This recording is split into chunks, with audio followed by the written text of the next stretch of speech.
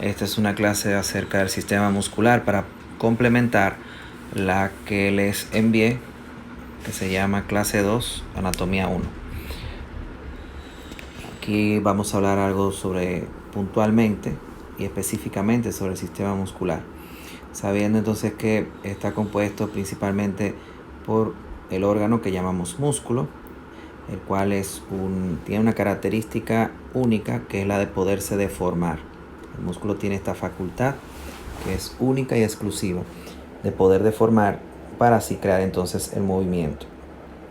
El músculo representa un poco cerca de lo que sería la mitad del peso corporal de una persona.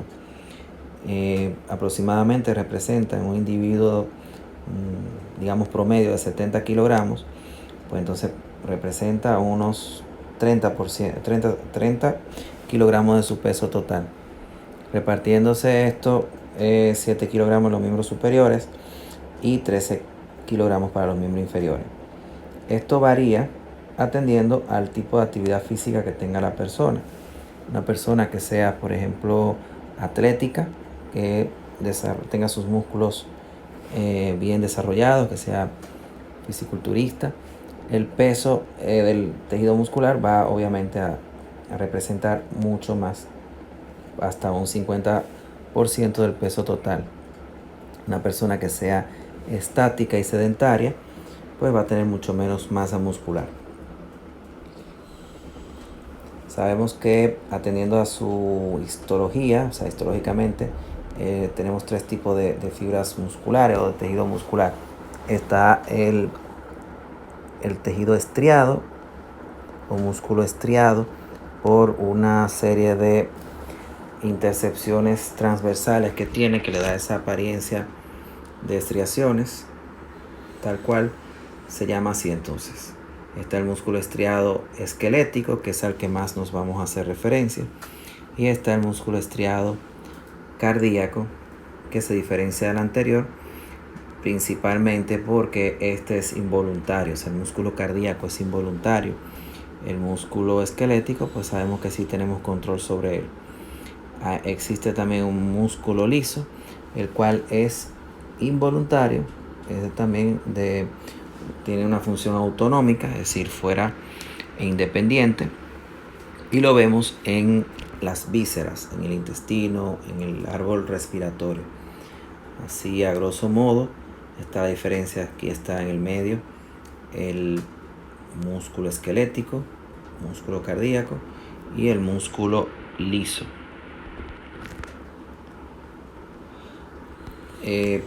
La contracción o la deformación que puede lograr a tener el músculo es dado por unas proteínas internas que tiene, que son las de actina y la de miosina.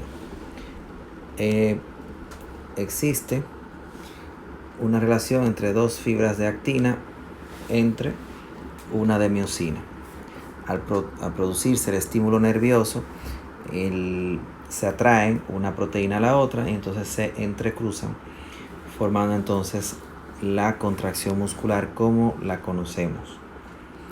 El músculo liso igual tiene proteínas de actina y de miosina, pero están dispuestas en forma de huso, o sea, están circunscritas unas de otras. Y una diferencia también entre el músculo liso y el músculo estriado son la presencia, como le dije, de las intersecciones transversales, ¿verdad? Las bandas Z, que le dan esa apariencia tipo estrías, valga la redundancia. La fibra muscular o sarcómera es la unidad estructural y funcional del músculo. Está formada por varios núcleos que están de manera periférica, y ellas entonces se alinean en el mismo eje longitudinal del músculo, como lo vemos a simple vista. De una fibra muscular, ¿verdad?, pequeña, como la conocemos, que vendría siendo la célula del músculo, ella está envuelta por una membrana que se llama endomisio. El endomisio envuelve la fibra muscular. A la agrupación de varias fibras musculares se le llama fascículo muscular. La envoltura que cubre el fascículo se llama perimisio. y todos los fascículos reunidos forman el vientre muscular. Y el vientre muscular está envuelto por una capa que se llama epimicio, lo que podemos ya ver de manera sencilla con nuestros propios ojos. Pero si pudiéramos verlo así de manera microscópica, vuelvo y repito, tenemos la fibra muscular, que es lo más pequeño, envuelta por el endomicio, el fascículo, que está compuesta por varias fibras musculares y está envuelta por el perimicio. Y todos esos fascículos entonces forman el vientre muscular, que está envuelto por el epimicio, y el epimicio entonces se continúa con el tendón, que es el medio de unión del músculo a su punto fijo.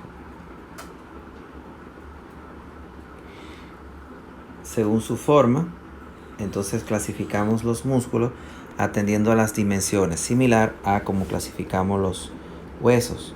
Hay huesos largos, ¿verdad? Planos y cortos. En este caso tenemos músculos largos, aquellos entonces en la que tienen forma de huso, o sea, sus fibras son más largas que anchas, y entonces lo vemos principalmente el músculo sartorio, los músculos de la región de la corva, el bíceps crural, el semitendinoso. Hay músculos anchos porque tienen una amplitud mucho mayor. Los músculos cortos son de poca extensión, prácticamente no se puede distinguir una dimensión más que la otra.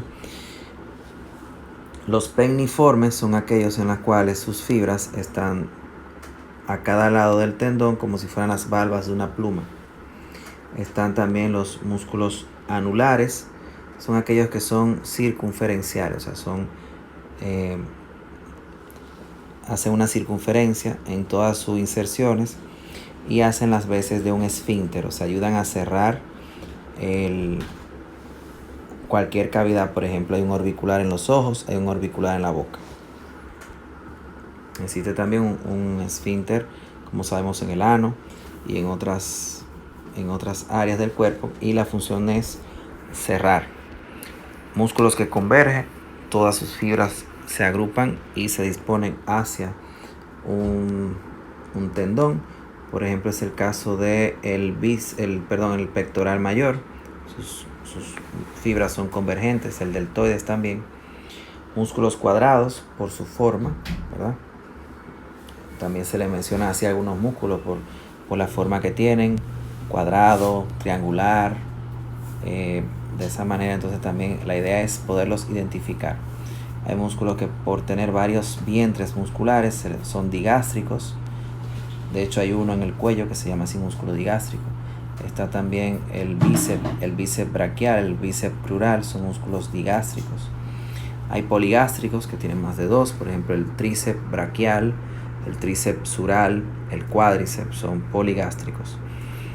Hay músculos que son metaméricos, tienen intersecciones tendinosas entre las fibras musculares, como es el recto abdominal anterior.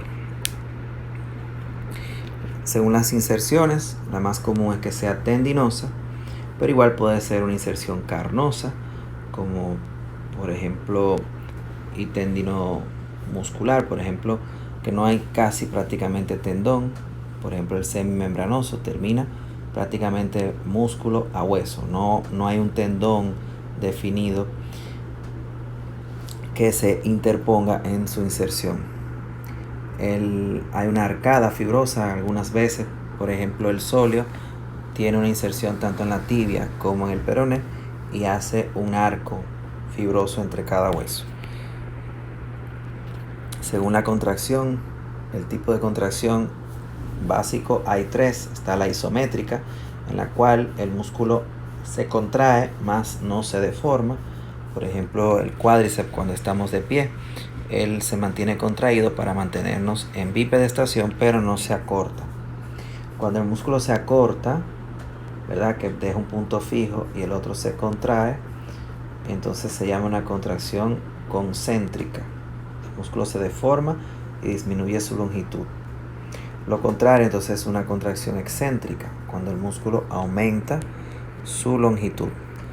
Aquí tenemos el ejemplo, por ejemplo, del deltoides. Al contraerse, él entonces se acorta. pero al relajarse, ¿verdad? O al hacer una aducción, el músculo se elonga, es una contracción excéntrica.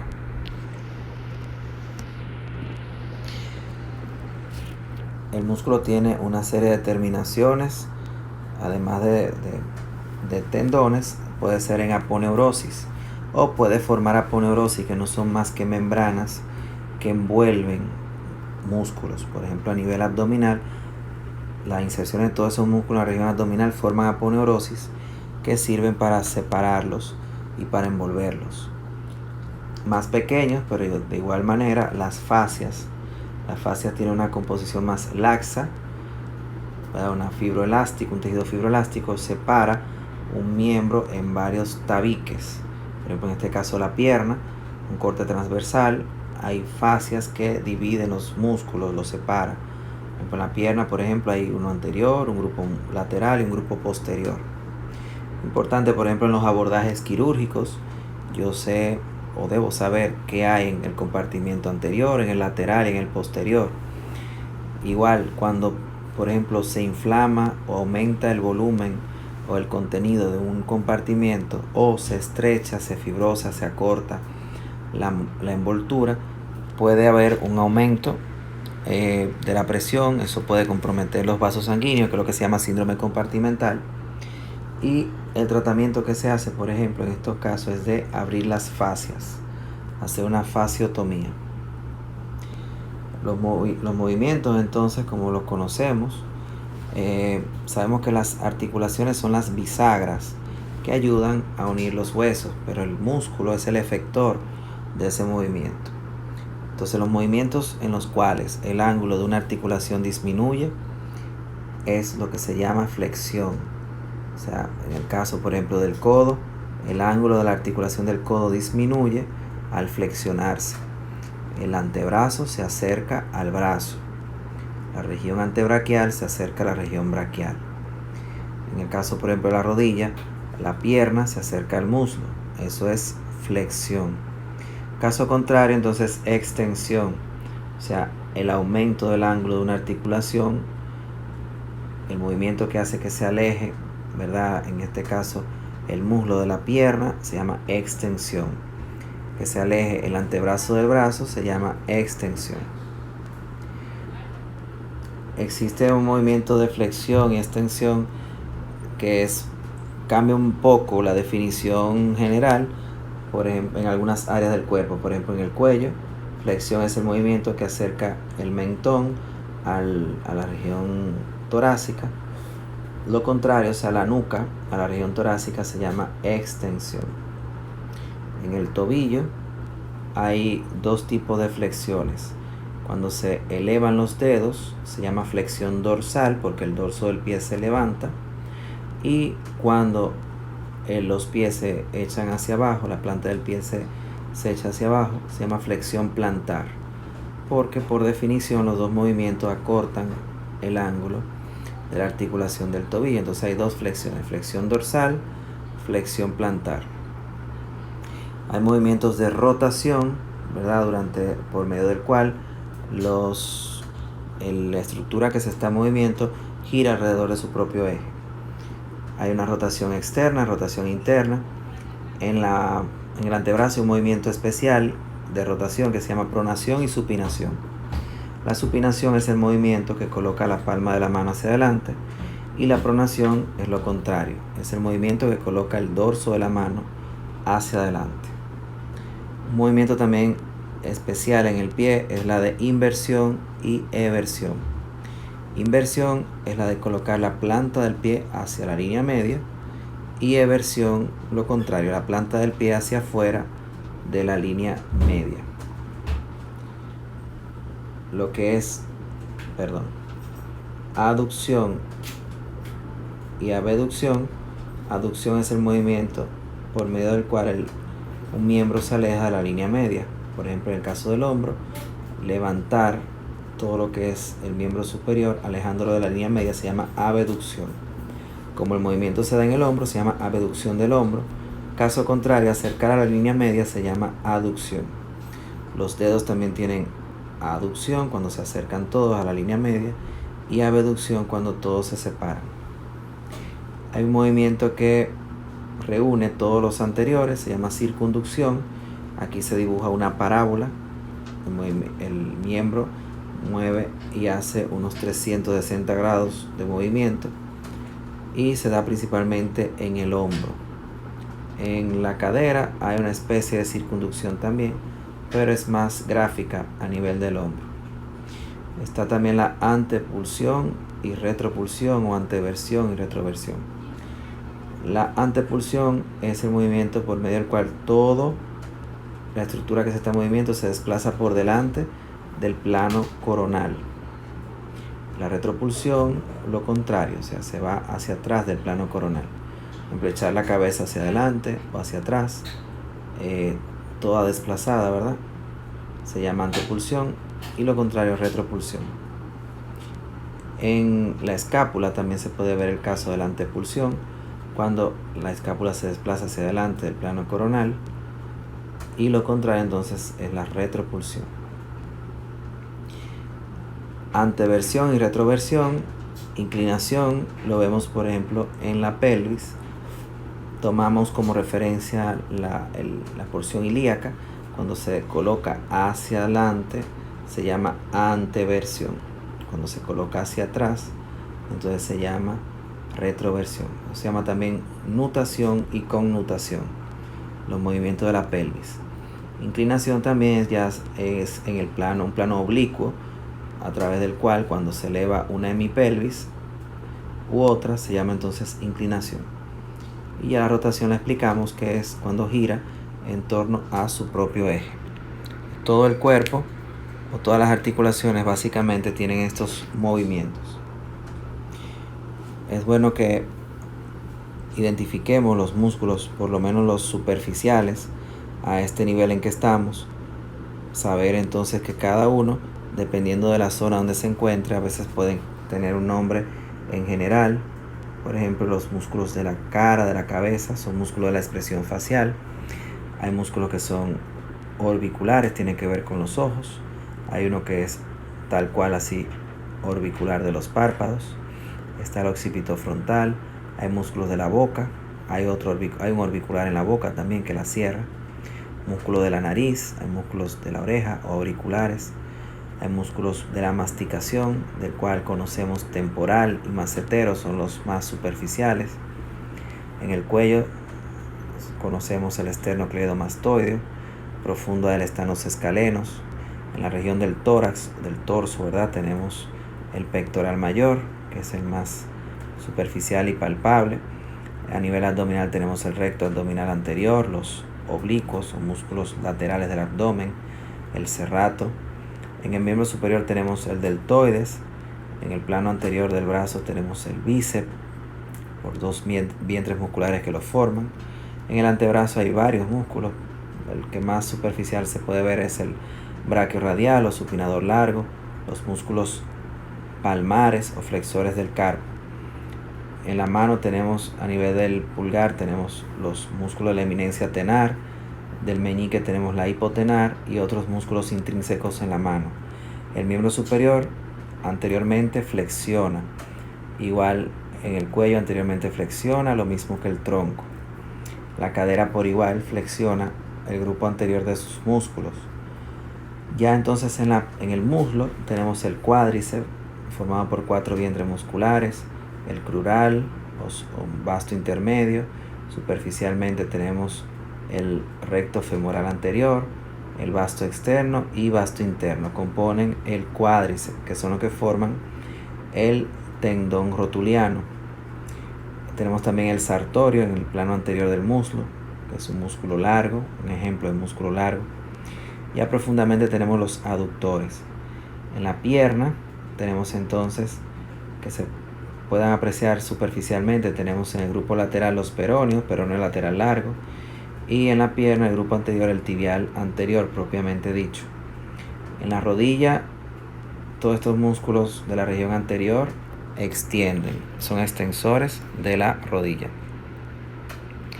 Posteriormente, entonces, tenemos el trapecio, que es un músculo que mencionan mucho, o sea, conocemos, El músculo actúa tanto en el cuello como en el torso, extendiéndolo. Está ya más profundamente el esplenio, los romboideos, el músculo de la región de la escápula, supraespinoso, infraespinoso. Pero de manera superficial, que quiero que recuerden, por ejemplo, también está el dorsal ancho, que de hecho es el músculo más grande del cuerpo, músculo erector de la espalda. En la región glútea tenemos músculos que se llaman tal cual, se llaman glúteos. El más superficial es el glúteo mayor. Estos músculos son extensores, estos que les he mencionado hasta ahora, por detrás. En el miembro superior tenemos igual, miren, el deltoides, que lo mencionamos cuando también se ve por delante. El tríceps en la región posterior del brazo, tríceps braquial, 3 vientres musculares lo componen, por eso se llama así. Es un extensor del codo, igual que son extensores los músculos del antebrazo, el grupo dorsal. Son extensores de los dedos y de la muñeca. Igual los músculos de la mano. En el muslo entonces tenemos los músculos de la corva, que es el bíceps femoral. Hay un bíceps a nivel del fémur. El bíceps femoral o crural tiene 2 vientres musculares. Semitendinoso y semimembranoso son músculos que lo acompañan. En la pantorrilla, ya en la región sural, hay un músculo superficial que se llama tríceps sural. El tríceps sural está compuesto por los 2 gemelos y el sóleo. Son los que forman el tendón aquileo o tendón de Aquiles. El músculo tiene la facultad que, atendiendo al uso que se le dé, puede aumentar su tamaño y la cantidad de células, que es lo que se llama hipertrofia, como lo contrario, o sea, a la disminución de la actividad o el uso que le demos, las fibras musculares se pueden disminuir de tamaño, y es lo que se llama primero hipotrofia y ya en una etapa final atrofia. Esto se puede deber no solamente a la actividad física, sino también ya a otros trastornos o enfermedades, como lo es, por ejemplo, una enfermedad degenerativa del sistema nervioso central, una esclerosis de ese tipo, por ejemplo, una lesión medular, en el cual el estímulo nervioso deja de actuar en el músculo, va a producir que el músculo no se use y se va a atrofiar. O enfermedad propia del músculo, en el cual entonces se degenere, por ejemplo las distrofias, hace que el músculo se atrofie también. En la vida diaria tenemos, por ejemplo, los calambres, las tetanias. Los calambres se dan por sobreuso, por traumatismos al nervio, deshidratación. Son contracciones involuntarias y dolorosas de la fibra muscular. La tetania también se da por cambios hidroelectrolíticos, por ejemplo la hipocalcemia produce esta mano de comadrona, ¿verdad? Que se contrae sin querer los músculos en algún punto específico. Ya de manera adquirida tenemos también por una infección, el Clostridium tetánico, por ejemplo, en una herida de esas contaminadas, que se inocule ese germen, esa bacteria, puede provocar una infección que afecta el sistema nervioso central, la unión neuromuscular, y entonces produce lo que es el tétanos, que se caracteriza por esas contracciones sostenidas y dolorosas de todo el cuerpo.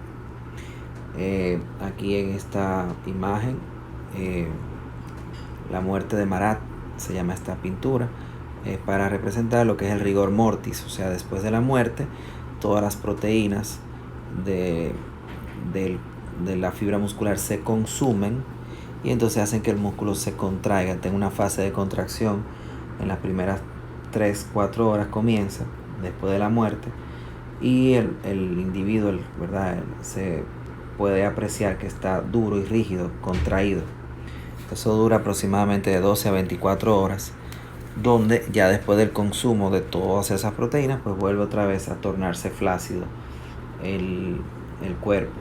Eso desde el punto de vista de medicina forense ayuda mucho a orientarse el tiempo de fallecido de una persona. Entonces esto es, vuelvo y le digo, esa es la clase para completar las que ya le había mandado. Espero que les sirva. Cualquier pregunta, estoy pendiente. Que estén bien, cuídense mucho.